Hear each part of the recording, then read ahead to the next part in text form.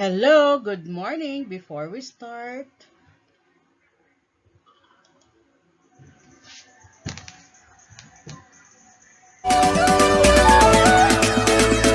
number one, subscribe. Number two, like, share, share.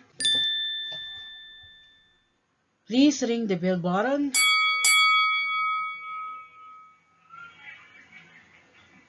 Three, like, leave the comment, and subscribe.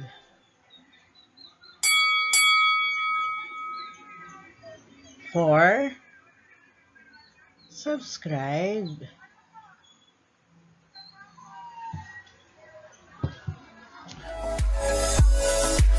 Okay, our lesson for today is multiplying and dividing rational number in fraction form.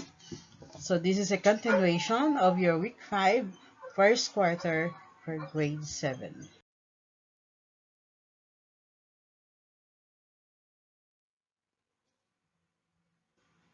Okay, so from the most essential learning competency, the learners demonstrate an understanding of key concepts of operations on rational numbers. Our objectives: the learner shall be able to model situations appropriately and solve problems accurately using the multiplication and division of rational.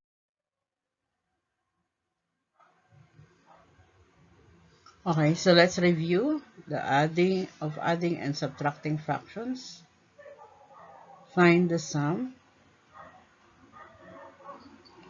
Okay, so we have here, so kasi nakaraan natin, we just focus on the positive. So what about if we have negative? For example, negative 3/5 plus negative 4/5. So the same procedure, we just add the numerator. So negative 3 plus negative 4 is negative 7. Bring down 5, which is the common denominator.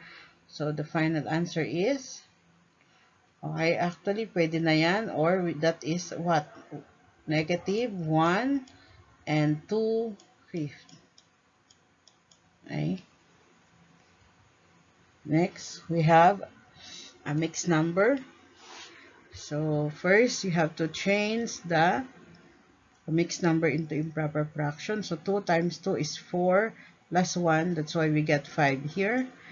2 times 1 is 2 plus 1 is 3. So that's why you have 3. And then common denominator is 2. 5 plus 3 is 8. And just copy the common denominator. So 8 divided by 2 is equals to 4.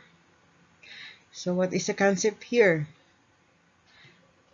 If A, B, and C are integers and B is not equal to 0, then AB plus CD is equals to A plus C over B. So remember this. Alright?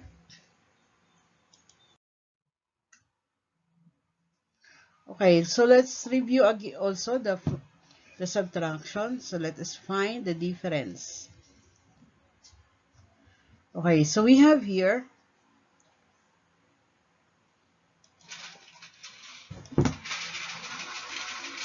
10 and 3/4 minus 2 and 3/4.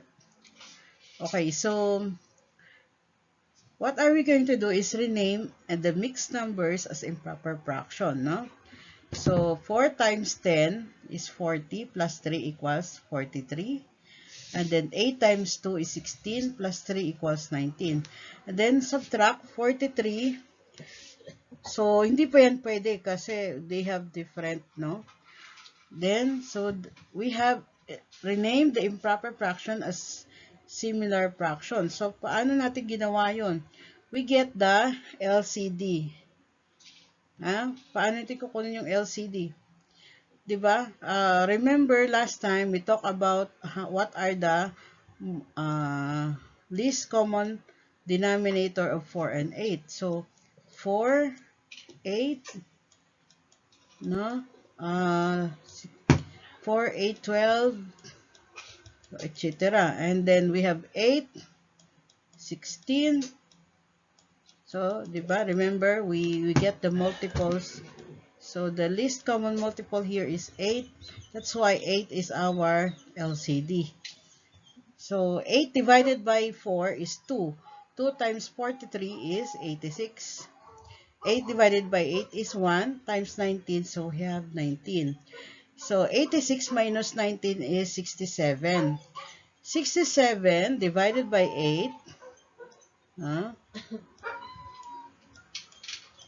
67 divided by 8 equals 8. 8 times 8 is 64.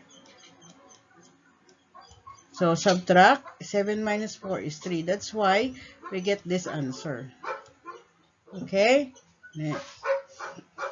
Next, we have negative 1/3 minus 3/4. Okay, so what is LCD of 3 and 4?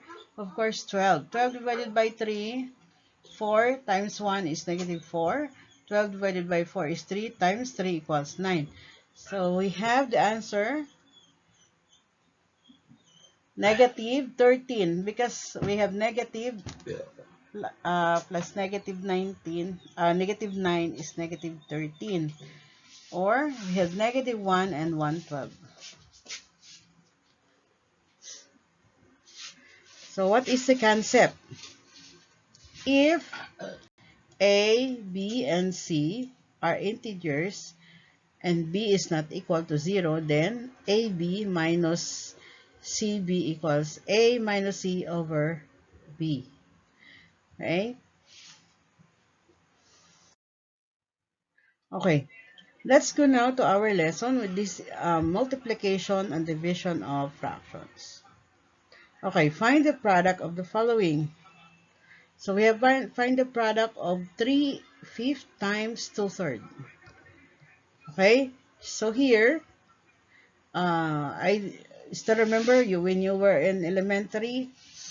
So we just multiply the numerator to the second numerator or to the numerator of the second fraction.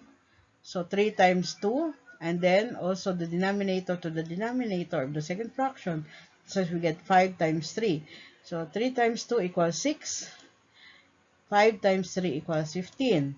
Now, since 6 and 15 is not yet the simplest form, we get the GCF. Now, paano kinukuha ang GCF? Greatest common factor.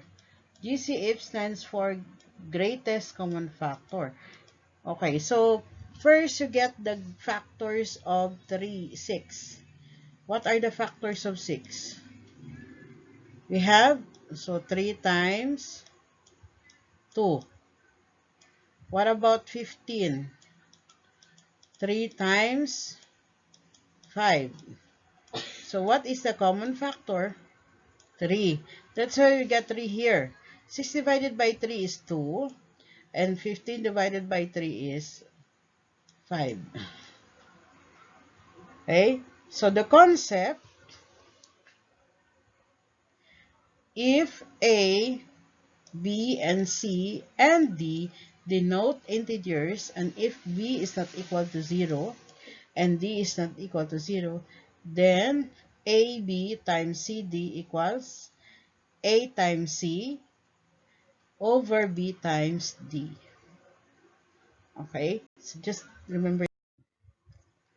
Now, we can use canceling down. How is that? It is easier, or it is often easier to cancel down before you multiply. When you are multiplying fractions, any numerator can be cancelled against any denominator. Okay, look at this. After fraction, yan. Okay, so if we are 5 times 16, so since yung first technique or skill tinuro ko sa inyo. Okay, again. So, first we just multiply, no? So, we have 5 times 16 is 80. Then, 8 times 25 is 200. So, here, we get the, okay, so what will we do here? We divide by the least common, the greatest common factor, which is 40, no? Or, cancel mo lang to, then, di ba 4? Okay, 8 divided by 4 is 2. 4 lahat yung ating gagamitin, no? As ano. So, we have 2. 20 divided by 4 is 5. So, that's why we got 2/5. But, if we're going to use cancellation, no? So, using cancellation, we can use this one. No? So, 5, ang GCF ng 5 and 25 is 1. 5 divided by 5 is 1. 25 divided by 5 is 5. What about 8 and 16? Of course, 8. 8 divided by 8 is 1. 16 divided by 8 is 2. So, directly, we can answer 2 over 5. Okay? Easy. Next. Oh, so we have again multiplying fractions. So, here, 2 times 3 and 3 times 4. So, 6 over 12. So, again, we get the GCF. Let's say 6. That's why we get 1/2. Next. Okay, so we have here 3 or 5, 9 times 3, 8. So, here we use cancellation. So, yung 3 at saka 9. Okay, so 3 divided by 3 is 1. 9 divided by 3 is 3. That's why we got 5 over 24 because 3 times 8 is 24. Okay? Next. Here we have, okay, so 4/5 times 2/3 plus 11/15. So first, we need to multiply this. 4 times 2 equals 8. 5 times 3 equals 15. Then add 8 plus 11 equals 9 over 14 or 1 and 1/5.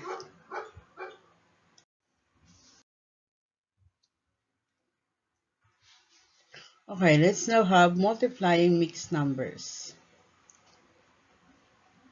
Okay, so we have here 2 and 2/5 times 1/2.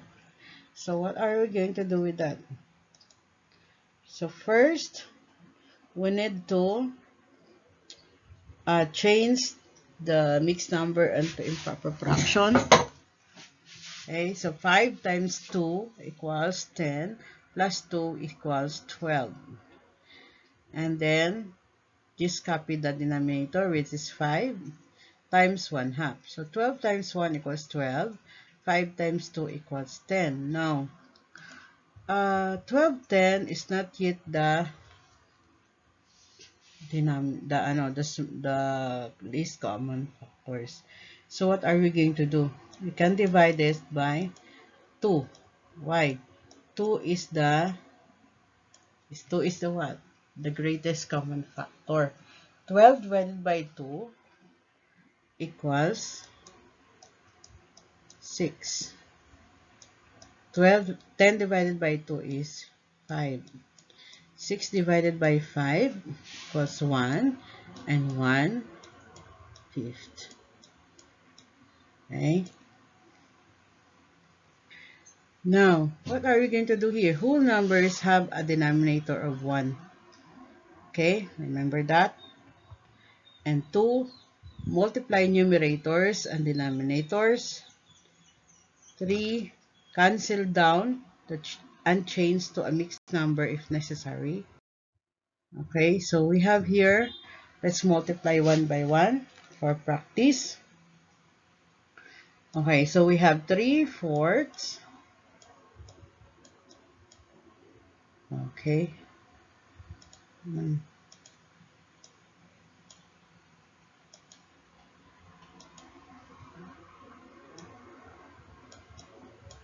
Times 6/1.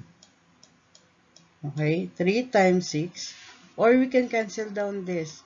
The GCF of 4 and 6 is 2. So 2 divided by 2 is, 4 divided by 2 is 2. 6 divided by 2 is 3. So we have 3 times 3 equals 9 over 2 times 1 is 2. So we have 9 divided by 2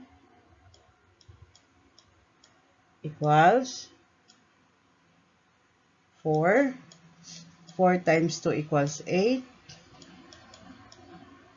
We have 1. No? 9 minus 8 is 1. So we have 4 and 1/2. That's the final answer. Okay? So always express your answer into a Lewis form. So here, again, no, the 7, 8 times 12. Okay? So that 12 becomes 12/1. Okay? Cancel natin to. Again, the GCF of 8 and 12 is 4. 4 divided by 8 is 2. 12 divided by 4 equals, okay, again, baliktad, no? 8 divided by 4 is 2. 12 divided by 4 is 3. So 7 times 3 equals 21/2. Okay. So 21 divided by 2 equals, so 2 divided by 2 is 1. No? 1 times 2 is 2. Okay, 1 divided by 2 cannot be. So that's why you have to add 10. No? And then, this one is your, what's that? Is your fraction. No? So that will be your fraction. This is 1/2. Okay, so 2. We have 10 and 1/2 is the final answer. Okay? So same here. No? Ang denominator nito 1. So cancel lang natin to. The GCF is 5. So we have 1. 10 divided by 5 is 2. 3 times 1 is 3/2 or 1 and 1/2. Yes. Then here, we have, wala tayong cancel. So we have 20/7. And 20 divided by 7 is equals to 2. 14 minus 2, 20 minus 14 is 6. 6/7. Yan. Okay, we have, wala rin tayo ka-cancel, so magiging 14/5. So, paano yan? 14 divided by 5 equals 2 and 4/5.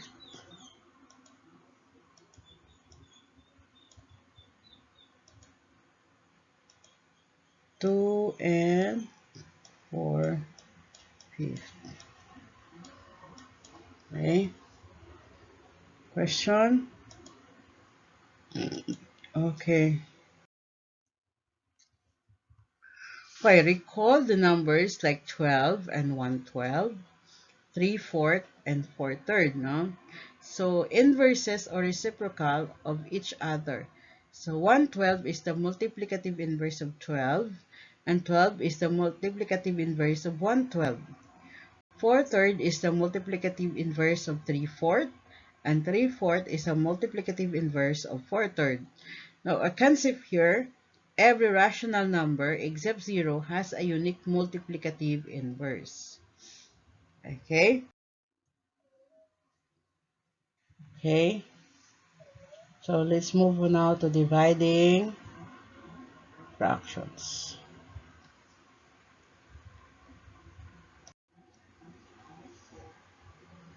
Okay, so let's have now dividing fractions. So we have 7/8 divided by 3/4. So 7 over 8. Okay, itong division gawin nating multiplication, na? So that will become 4 over 3. Okay, we can use cancellation. Okay, so this close and open parenthesis also stands for multiplication. So 8 and 4, now we know that the GCF of 8 and 4 is 4. So 4 divided by 4 is 1, and 8 divided by 4 is 2. That's why 7 times 1 is 7, and 2 times 3 equals 6. 7 divided by 6 is 1, and 1 is 6. Okay, so we have 3/4 divided by 5/6 equals 3/4, divided by 5/6, or we can write as 3/4 times 6 over 5. So we can cancel 4 and 6. Ang GCF naman ng 4 and 6 is 2. So 4 divided by 2 is 2, and 6 divided by 2 is 3. 3 times 3 equals 9. 2 times 5 equals 10. So that's the final answer. Okay. So again, 3/4 divided by 1/3. So what are we going to do? Turn the dividing fraction upside down and change the division signs into x. So we have 3/4 times, what's the second? Multiply the numerators and denominators, but after magiging 3 over 1. Kasi binaliktad natin to, no? So we have 3 times 3 equals 9 over 4. So we already multiply the numerators and denominators, and then if necessary, cancel down and change to mixed number. So we need to change this into mixed number. So 9 divided by 4 is 2. So 4 times 2 is 8. 8 minus 8 equals 1. So we have 1 over 4. Okay, so let's divide this 1 by 1. 2/5 times 4 over 1. So we have 2 times 4 is 8 over 5 equals 1 and 3/5. Okay? Now, how about if we have minus dyan, tsaka positive? So, what's the answer? Ano yan? For example, negative 3/7 divided by 2/3. So, we have negative 3/7 times 5 over 2. What will be the answer? That's negative 15 over 14, or negative 1 and 1/14. Okay? Next, we have 3/4 times 8 over 1. No? So, ito, pwede natin yan i-cross cancellation. So, 4 divided by 4 is 1. 8 divided by 4 is 2. 2 times 2, 6. 3 times 2 is 6. 1 times 1 is 1. So, the answer is 6. The whole number 6. Okay, so we have here 5 over 6 times 3. Okay.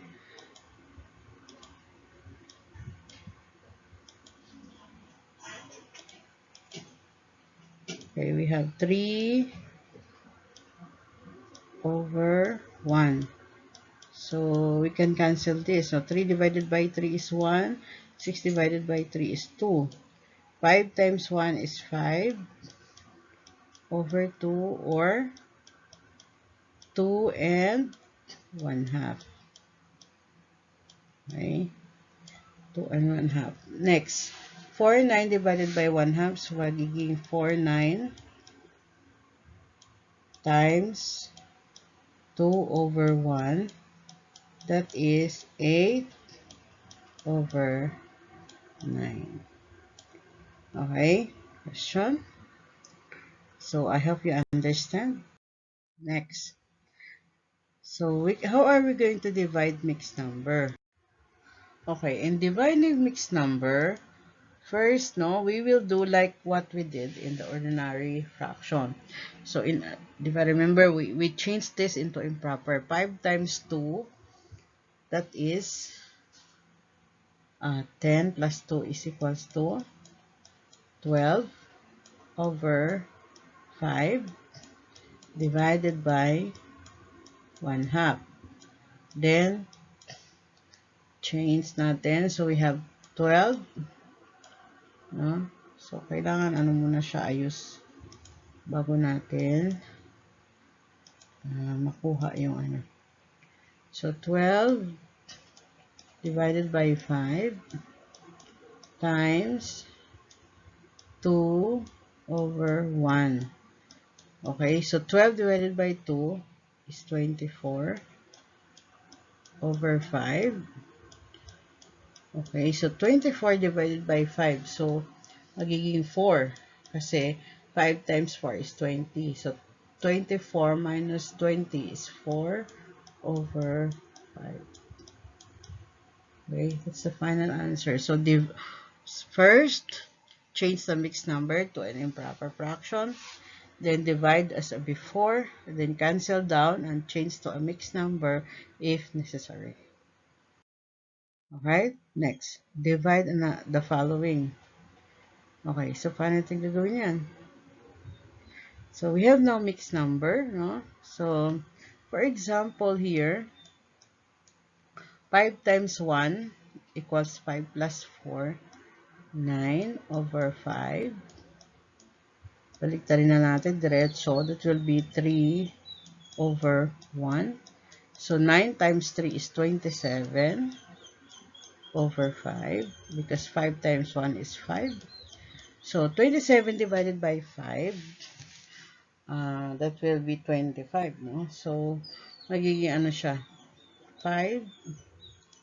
5 times 5 is 25. So, 27 minus 25 is 2 over 5. Nakakuha niyo ba yung technique ko? Okay. So, tanong lang kayo pag hindi nyo naintindihan. Huh? 3 times 2 is 6 plus 1, 7. 7 over 3 times 9 over 7. So, pansin nyo, ito, cancel na natin diretso. Then, ito, 3 divided by 3, 1. 9 divided by 3 is 3. So, ano tamang sagot? 3 over 1 or 3. Dali, di ba? Next. Okay, assignment nyo na yung 3, 4, and 5. Huh? Continue answering, please. Okay, so to find the quotient. So, how about if we have already the positive and negative? Remember the rules of integers. When we multiply or divide, same sign, the product is positive or the quotient is positive. And if we are going to multiply or divide unlike signs, the quotient or the product is negative. Right? So that's the rules. Okay, next. So we have 6, no? We have here 6 and 2/3 divided by negative 1 and 1/2. So 6 times 3 is 18 plus 2, 20. Then 2 times 1 is 2 plus 1, 3. That's why we get negative 3 over 2. And then, so 2/3 times negative 2/3. 20 over 3 times negative 2/3. Kasi, babalik na rin natin to, na? So, we have 20 times 2 is 40. Or negative 40. 3 times 3 is 9. Or negative 4 and 4, 9. Alright, so always simplify your answer. Now, what is the concept here? If A, B, and C and D denote integers, if B is not equal to 0, and C is not equal to 0, and D is not equal to 0, then AB divided by CD equals A times D over B times C. Okay? So, paano nangyayari yun? Kasi nga, pag binaliktad mo yan, A over B times D over C. Yun. Ganun po yung formula na ginamit natin dyan. So, A times D and B times C. Alright? Alright. Find the quotient or the product. No? So, this is easy. Please copy and answer. Then, the next video, we will answer this. Okay? So, for questions and clarifications, write it in the comment section. Before we go, so don't forget to number 1, like or subscribe. 2, like, share,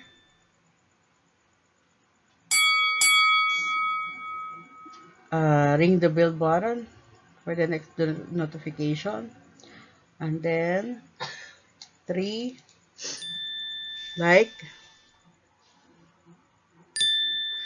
leave a comment, subscribe.